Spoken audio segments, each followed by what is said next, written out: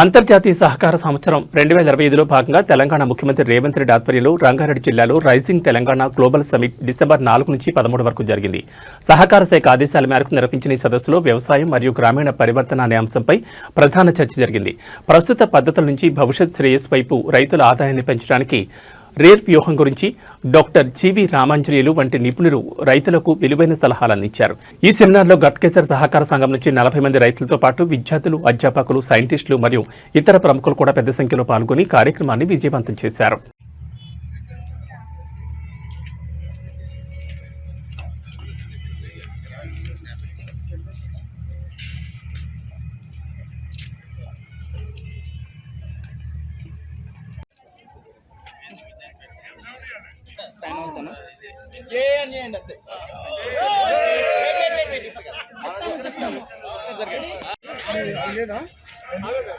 ఇది బ్రోచర్ ఉంది కానీ నాకు చాలా గివ్వే ఉన్నాయి అన్న, లేవు ఎక్కువ లేవు. ఈ బ్రోచర్ లేవు నేను నిన్న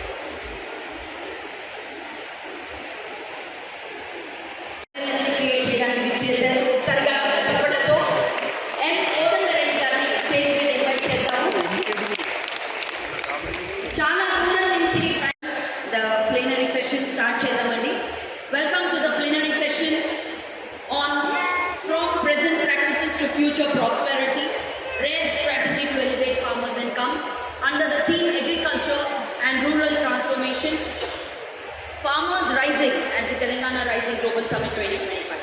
Today we focus on the foundation of that vision, our farmers and rural communities.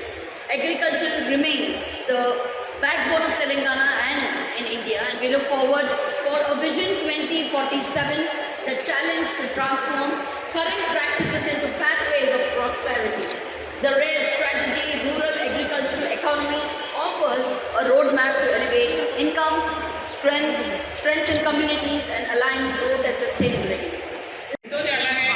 చిన్న సన్నకారు రైతులు ఈరోజు దాదాపు 50% మంది పైగా ప్రజలు వ్యవసాయం మీద ఆధారపడితే అందులో 82% మంది 1 హెక్టార్ కంటే తక్కువ వ్యవసాయ భూమి కలిగి ఉన్నవారు. వచ్చే 5 సంవత్సరాలలో అలాగే 2047 దాకా తీసుకున్నాం అనుకుంటే ఈ భూమి సైజ్ పెరిగే అవకాశం లేదు.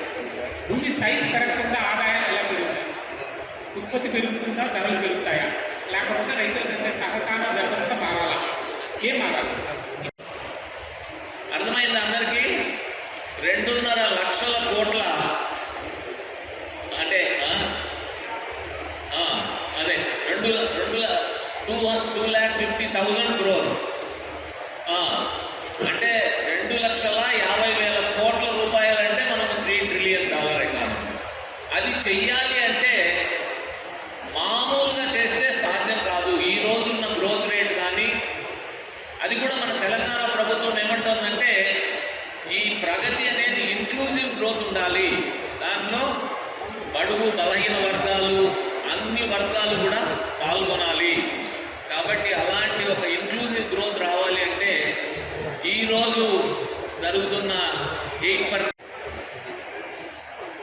మనకి స్వతంత్రం వచ్చి 100 సంవత్సరాలు కంప్లీట్ అయిన సందర్భంగా 2047కి 100 సంవత్సరాలు అవుతుంది.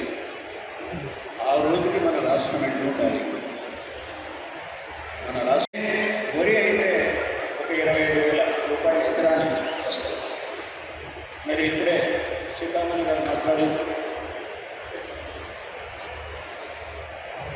పండ్ల తోటలు కానీ కూరగాయలు కానీ వేస్తే ఒక 50,000 పైగా వచ్చే అవకాశం ఉంది. నేను ఆయిల్ పామ్ వేస్తే నాకు ₹1,00,000 వస్తుంది ఎకరానికి. ఖర్చులు కూడా నికరంగా చెప్తున్నాను. ఇక్కడ వెంకటేశ్వరరావు గారు ఉన్నారు, మన వ్యవసాయ శాఖ మంత్రి గారు, ఆయన కూడా ఆయిల్ పామ్ ఉంది. దాంట్లో అగ్రికల్చర్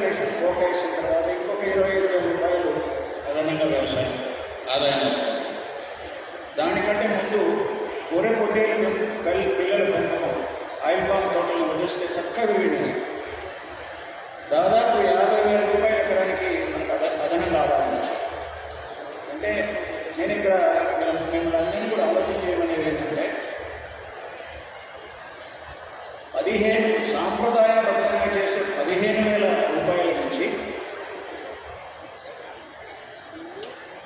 వరి 25,000 రూపాయల నుంచి 1,00,000 రూపాయల వరకు